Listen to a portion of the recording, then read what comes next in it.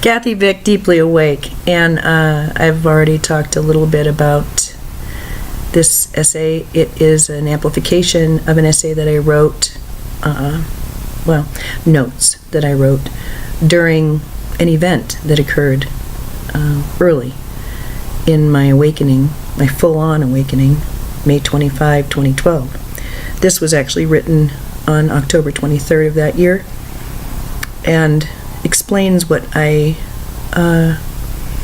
didn't really have time to explain at the time. I hope you enjoy it. Home. I write this next part with a shakiness within, with uncanny reverence and customary humor. I wrote on and on and on as it was happening, and review my field notes rarely. I have felt an invitation to discuss it. It is a mystical event, one I find sacred, ridiculous, holy. Only the insanely blessed can make fun of themselves to this degree. I had, since waking up in January, felt as if there was a wall of light constructed past May 25 of 2012. It seemed there was an impenetrable barrier, one which did not yield to the darkest threats, the meanest epithets, the most pitiful begging. It was just there, a lighted koan, a big question mark. I did not know what my life would look like on May 26. In fact, I lived from January to May not really believing that there would be anything at all that I would recognize on the 26th. I sensed a surprise.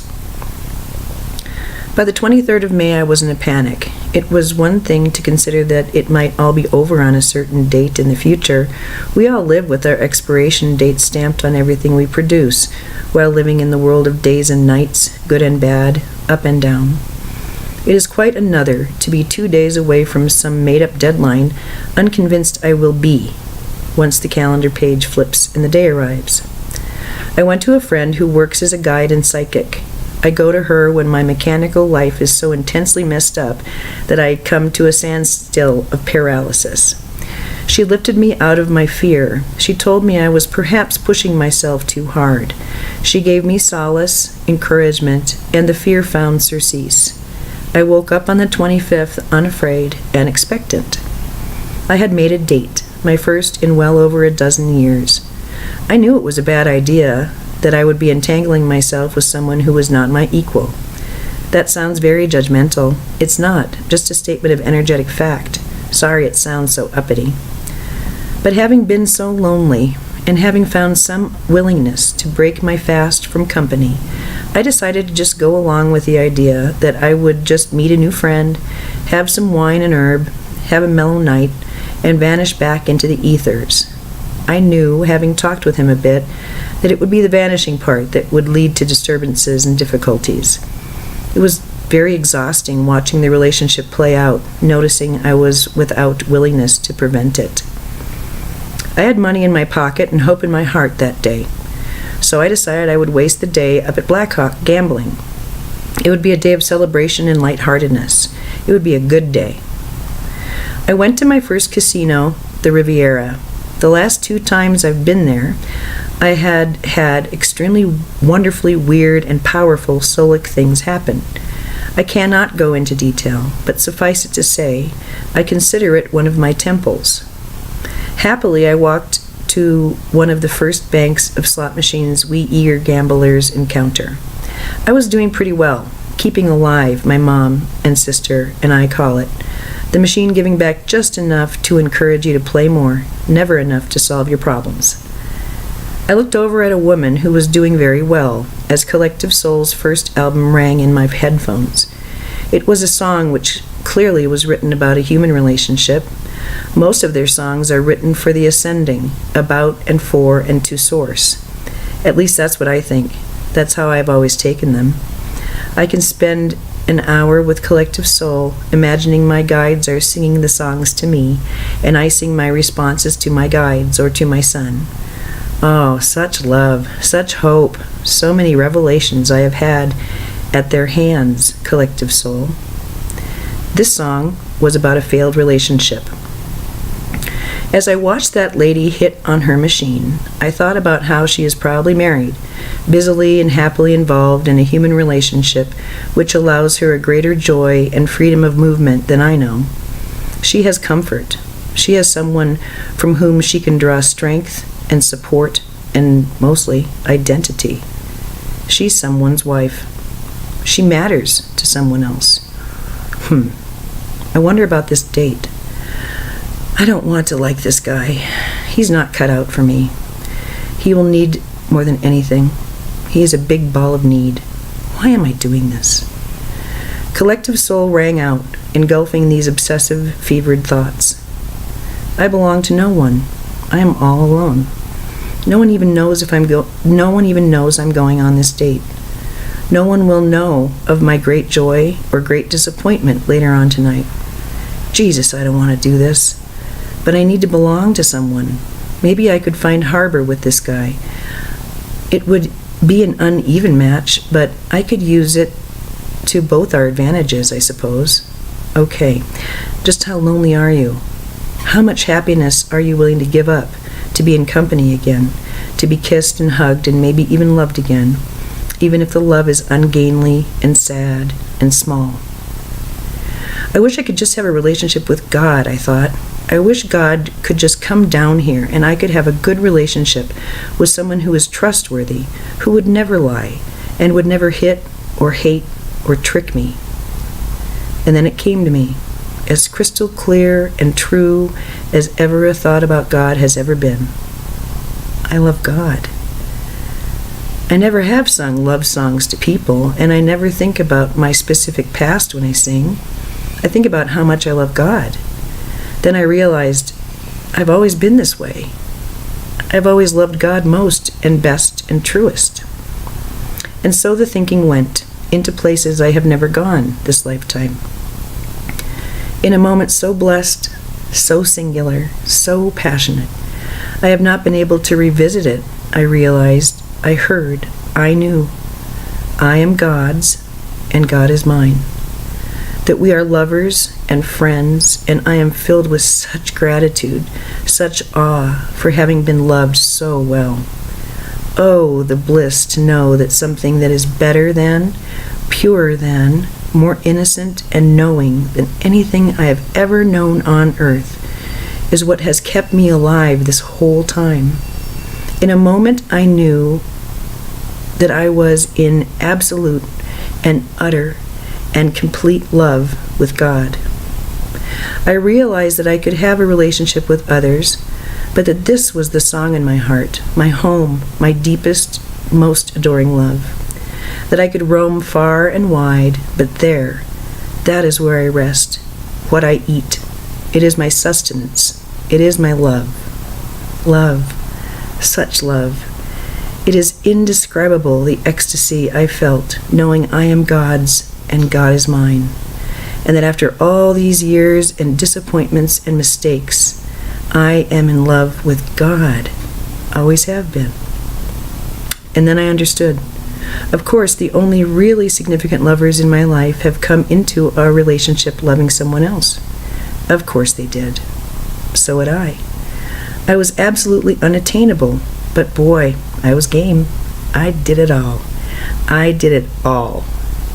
I played in the carnal garden and got my fill of delight, physical release, satisfying conversations.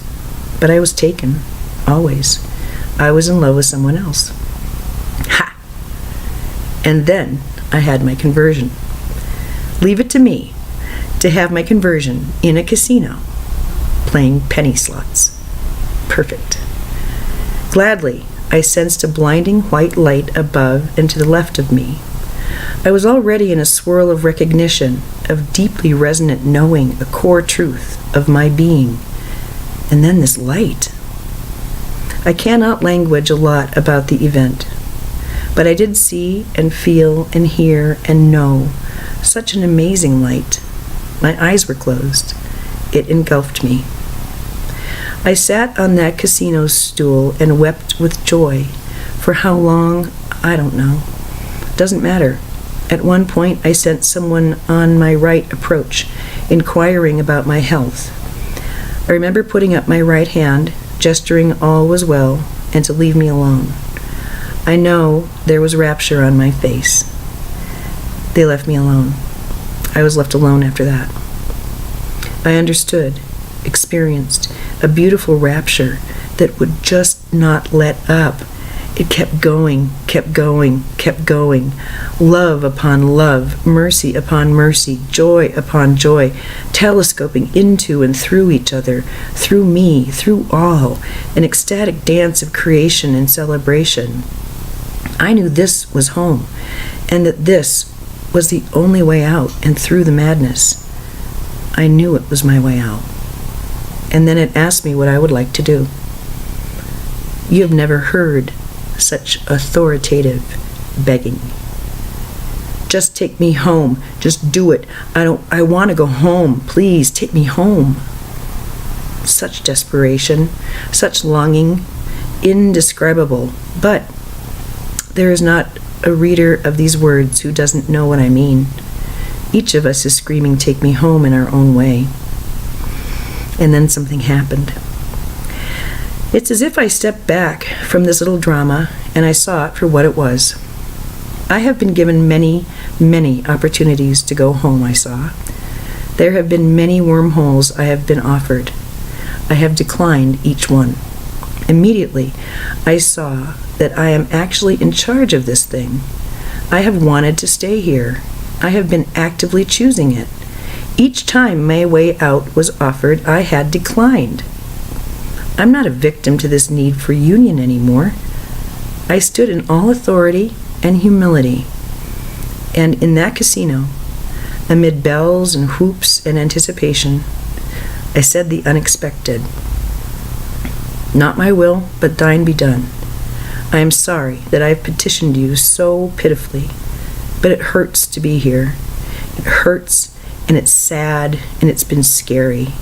Please forgive my begging. I am no beggar with you. I will do your will. I will do what's right. If that's to stay, I will stay. If it is best for me to leave, I will go. Not my will, but thine. I knew in that moment that all I had to do was just surrender into that indescribable love, and all would be well. Maybe my body would be found collapsed on that stool. Maybe my body would travel with me, but it was a breath away. From surprise and immediacy to fellowship and homecoming, I kept my eyes closed and rode that love. Then I stood in front of that light. It had by then moved back and to my left again. It waited, patiently as always, indulgently as always, and it told me I needed to decide. It's not yet physically possible to keep going in that light. I knew I was saying goodbye of sorts. Unreluctantly, puzzled, I realized I was going to stick it out a while longer. I looked up, and my closed eyelids once again glowed, and I said, if I decide to stick it out, do you promise that you will never leave me again? I can't do this alone anymore. I will not do this alone anymore. It is not an option. You have to be with me if I keep going. Will you promise me that? Is it part of the agreement? I looked down, eyes closed, remember. The light dimmed, back to gray, no longer ablaze. And then I looked up to my left, and that light was blazing. It smiled at me. It winked at me. It said, understanding somehow at its very core my great sadness and fear, my loneliness for them, my deep and utter separation. From that place of mercy, it said, of course not.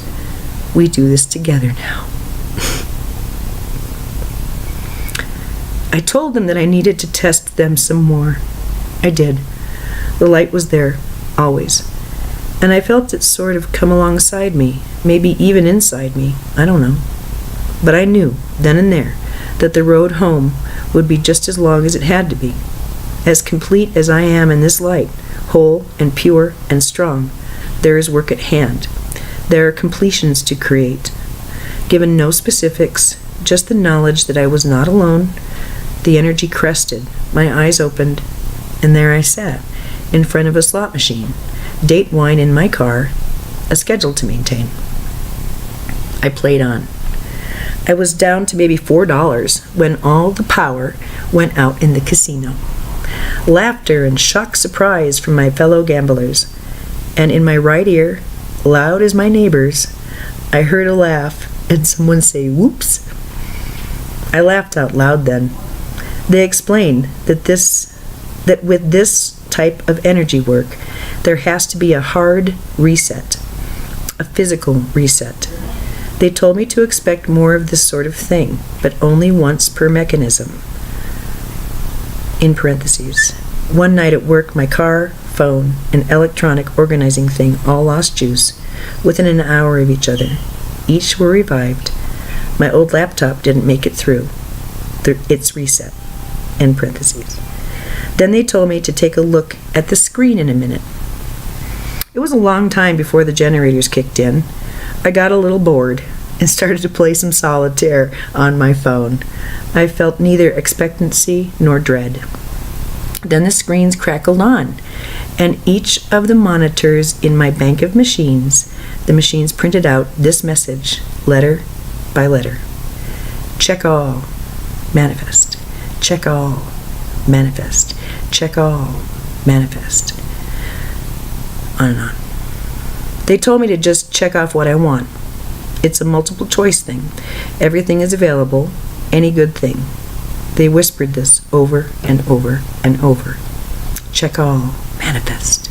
Check all, manifest. Again and again they whispered. My giggling got worse. I was, to the casual observer, someone who would be bringing home her empty wallet to a hoarder's house, where she would then feed her 23 cats. I moved to a different machine once my old one could give me a receipt. I had no more illuminations. I had no more revelations in that casino. I looked at my watch and saw I had several hours left. I decided to go to my other favorite casino because I could get $15 spending cash from them. I'd get my cash and go home, play some video games, and then go on my date. My date. Oh crap, my date. Needless to say, I had less enthusiasm for this endeavor now. Not because going on a date didn't sound like fun, because really it sounded more fun now than before. But this is so much and so holy. I know I won't be able to keep my trap shut about this if I'm with anybody. Maybe I'll call my sister. No, it wouldn't work. This I have to just sit with for a while. Something's different. I'm not sure what, but something's different. I decided to just be honest.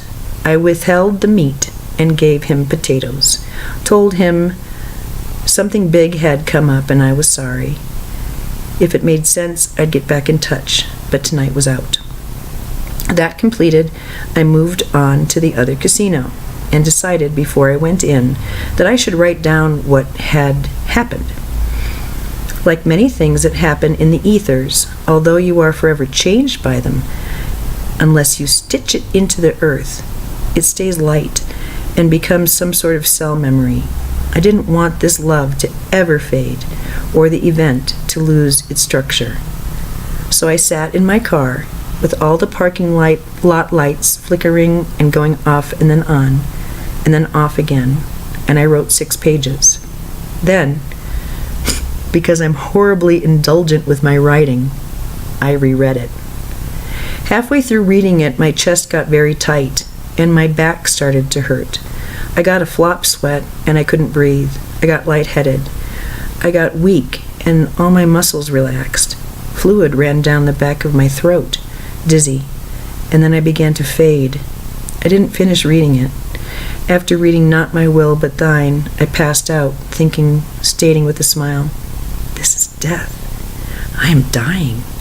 They're going to find my body. Oh, I love Sam so much. He's going to be okay. Oh, thank God."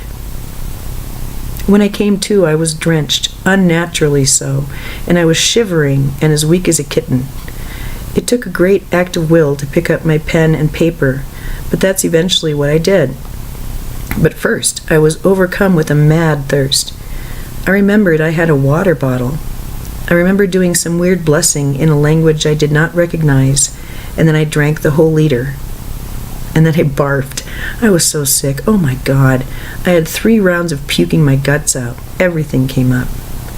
Exhausted, spent, and a little freaked out, I started once again to write.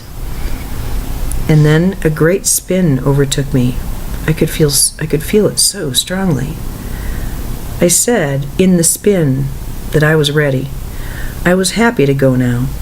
I don't know what comes next, but I know I cannot outrun this thing. Maybe I wasn't supposed to die at the Riviera. Maybe my sister will get the call from the Ameristar that they found my dead body in my car. I knew I was dying, and I let it happen. There was no choice that time. It was delicious surrender. I traveled then, and there is much about that which will remain hidden, not for allure or in the spirit of separation, but, dear one, there are some things that can never be shared. Never. When I came to, I was really surprised that I was alive. Then I puked again. I listened to Joan Osborne, and I wrote all about what had just happened. And then I turned my key and drove away into my afternoon. I got potato chips and flavored iced tea, and I went home and had a solitary night watching TV. It's now nearly 5 months since this conversion. I write this only to review it. Whatever it may stir up inside you is yours to work with. I don't know if that was Ascension or if it was just a Bodhi tree moment. I don't know. I sometimes remember that day, but not every day do I consider it. Many weeks have passed when I have chosen to ignore that experience, refusing to assign it meaning or relevance. It's over there. I'm over here, struggling financially, struggling, always struggling. It's only been the last few days that things feel like less of a struggle. I realized that my reluctance to handle my life, to get my hands dirty with the messes I have made, well, that is born of my reluctance to be here, but mostly from all the data I have received that no matter what I do, how good of an intent I hold, I get spanked. I fall short. It's mean and petty, or it's slow and boring, or it's unkind and uncouth. It is proof of my misunderstandings, my lack of confidence. It's evidence of my failure. It's all so incremental and slow and plodding and awful. It's boring and it's meaningless. It's only been the last few days that I realized that there is not one thing in this life that is not significant, that is not holy, that is not whole.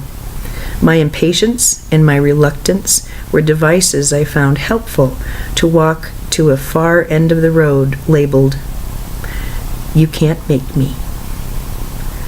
Now it all seems like a fascinating game of surrender, of good humor.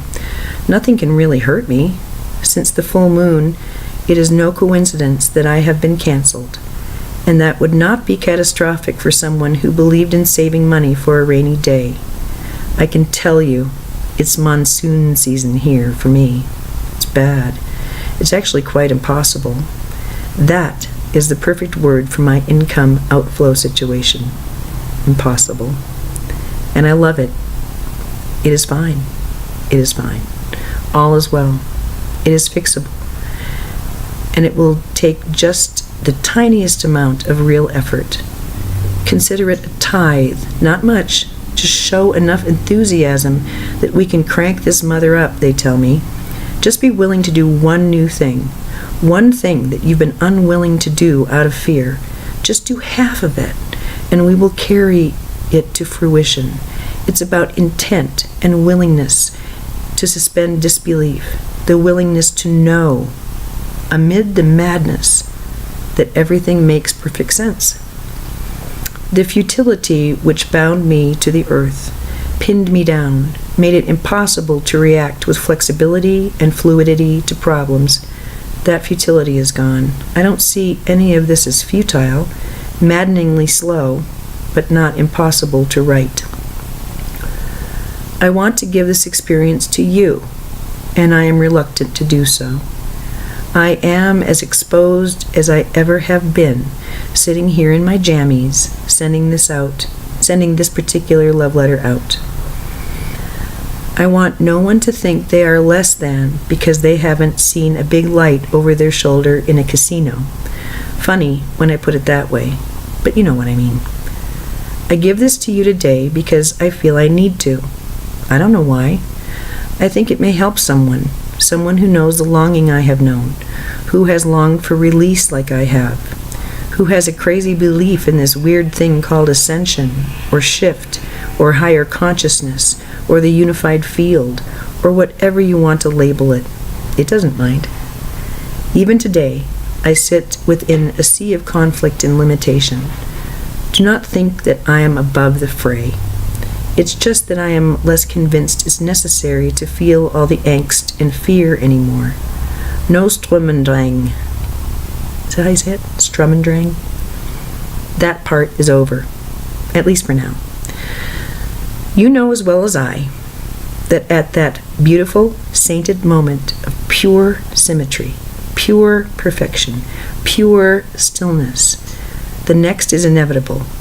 And once again you're soaked and terrified drowning man, again at sea, in the dark, feeling forsaken, never grasping that the seafloor is only an inch away from your big toe.